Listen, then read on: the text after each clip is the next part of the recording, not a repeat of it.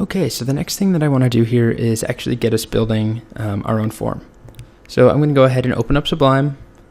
I have a new file, call it whatever you want. Mine is forms.html. I'm going to add my skeleton in there, the boilerplate, give it a nice title like form demo. And then I want to start, remember we have the form tag and then we have the input tag. We're going to start with the input. So let's play around with some input tags first. So let's just add a few here. We'll do text, we'll do color, which is my favorite.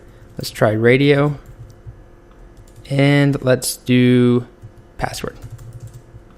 And save that. Let's go ahead and open it up in Chrome. And you can see we have 4 different inputs. So this is text, this is color, this is a radio button, and this is password. So again, you can always go to MDN to see all the possible options for inputs. There's quite a few, but what we're going to go ahead and do is build the simple login form that we've seen. So all that we really need there are these 2 inputs, text and password. And then we're also going to want a button, and we have a few choices for buttons. We can do this, create a button tag, and click, let's say, submit here. But what we can also do is make another input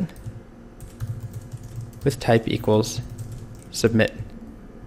And you'll see, we refresh, they look identical. And they're not going to do anything in this case.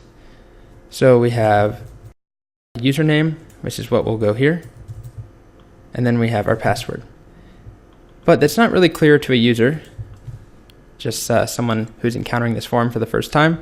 So there's a nice attribute called placeholder that we can add. And what placeholder will do, it takes some text. So I'm going to go ahead and add placeholder equals username, placeholder equals password. And it's just going to be the text that is temporarily filling the input before the user alters it. So we end up with, have a small typo here, placeholder, there we go. We end up with username and password. So let's go back. I'm just going to add an H1 here, just say login. Here's our form, although technically it's not a form yet. It's not a form tag. It just looks like a form to us. It's 2 inputs. Let's go with input type equals submit, just so that we can really hammer home this point that the type attribute can drastically change what input does.